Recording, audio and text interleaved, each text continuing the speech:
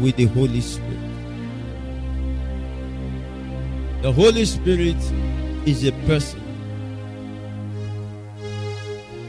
And if you have not known what it means to cultivate an intimate relationship with the Holy Spirit, you are doing yourself a great disservice.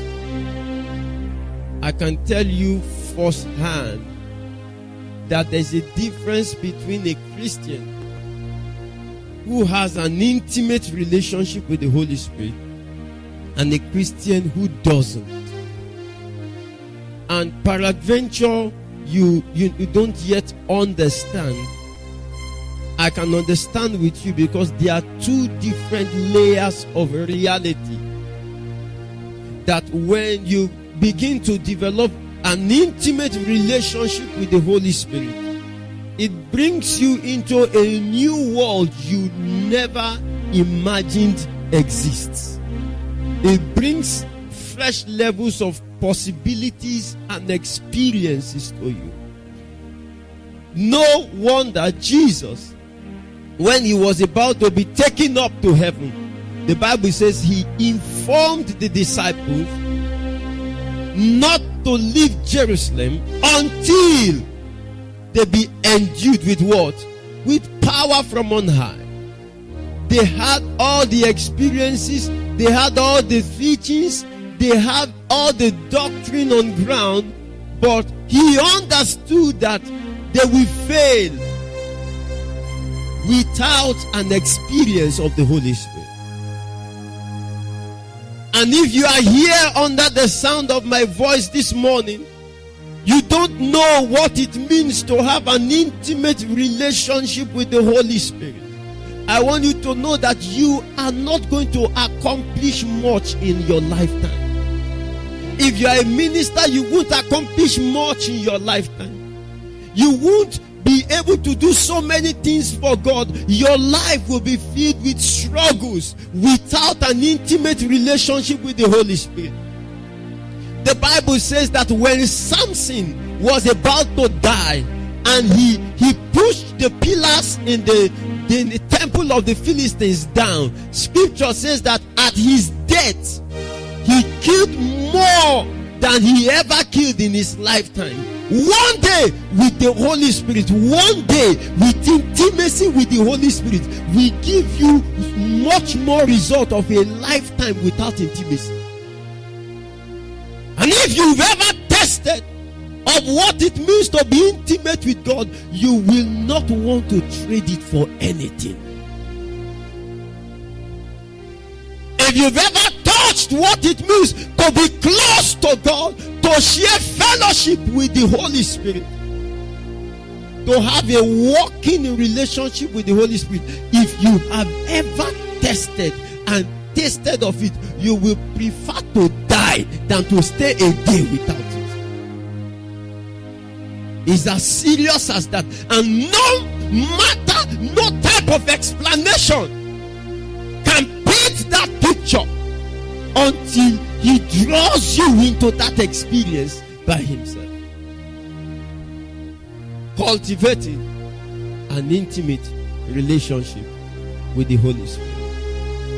I'm praying this morning that somebody under the sound of my voice will be drawn into a close relationship, a close fellowship with the Holy Spirit. In the name of Jesus. I knew how my life was before I met the Holy Spirit. I'd gone for Bible competitions. I could pray. I could do so many things. But I knew the difference when he came in. I knew the beauty. I knew the glory. I knew the glory. And let me quickly make this fundamental statement as we begin this morning. And don't forget this. The Holy Spirit has several functions in the life of a believer. There are several things God had on his mind. There are several purposes God has on his mind when he released the Holy Spirit into our lives. But the first purpose, the primary purpose, the fundamental purpose of the Holy Spirit in your life, why the Holy Spirit was given, was for fellowship, not for empowerment. I know today when we talk about Holy Spirit, the next thing that comes to your mind is what? Talk to me. Empowerment. Say the power of the Holy Spirit. The power of the Holy Spirit. The primary purpose, the first thing, the first reason why the Holy Spirit was given was not for empowerment. It was for fellowship. It's for relationship. Hallelujah. So I have a few scriptures here to show you. John chapter 16 verse 7. John chapter 16 verse 7. He said, however, I'm telling you nothing but the truth. But I say, it is not profitable. It is profitable, good, expedient, advantageous for you that I go away.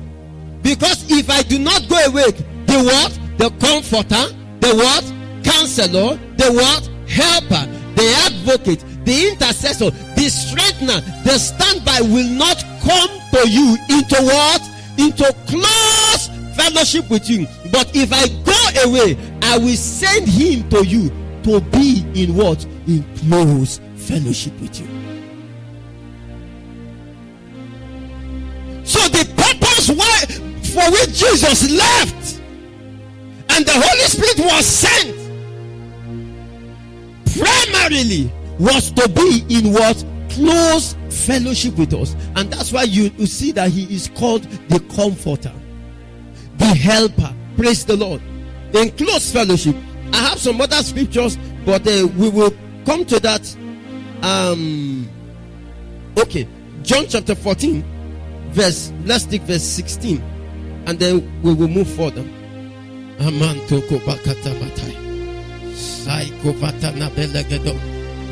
John 14 verse 16. He said, and I will pray the Father, and he will give you another comforter, that he may abide with you forever. I love this translation. He said, I will talk to the Father, and what? He will provide you what? Talk to me. Another friend, so that you will always have somebody with you. Can you see the name with which the Holy Spirit was called? A friend. So that never will you be alone. You will always have somebody with you. So the Holy Spirit was given primarily, firstly, for fellowship, for relationship, for intimacy. And that's why 2 Corinthians chapter 13, the last verse, 2 Corinthians chapter 13 verse 14, it said, may the grace of our Lord Jesus Christ, the love of God, and what? Talk to me, the fellowship. And we've been told that word fellowship means koinonia. It means intimacy, the fellowship of the Holy Spirit. Do you know the reason why some of us, we have the Holy Spirit in our lives, but you are not enjoying empowerment? Do you know why? It's because you have put empowerment before fellowship. If you can fellowship with the Holy Spirit, if you can build a close relationship with him, I tell you, you will walk in power. The power will flow. It begins with relationship. It begins with fellowship. I remember when I began my walk with God,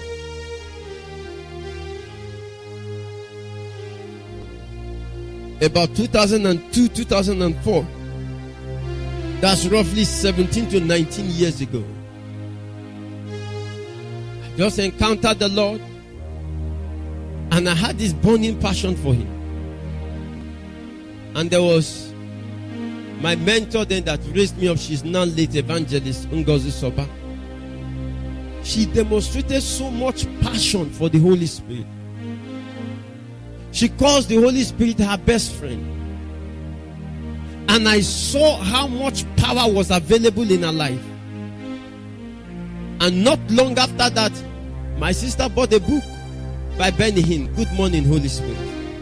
I recommend that book for every believer. Good Morning, Holy Spirit. And while, she felt I will not manage the book well, so she hid it inside her bag. And whenever she goes to work, I'll sneak into her bag. I'll take the book. Praise God. Then I'll read a chapter. I'll close it back before she comes. I'll put it back inside her bag. So when she returns, she'll meet the book there as if nothing happened. But I was reading a chapter every day. And I saw Benny Hinn was talking about a person that he fellowships with, linking it to Catherine Kuhlman, that said the Holy Spirit is his best friend. The way he described the relationship with the Holy Spirit was so lovely. It was so lovely that when he got up in the morning, before he spoke to his friends, before he spoke to his parents, he said, "Good morning, what? Holy Spirit." Hallelujah. Good morning, Holy Spirit. That was how he got the title of that book, Good Morning, Holy Spirit.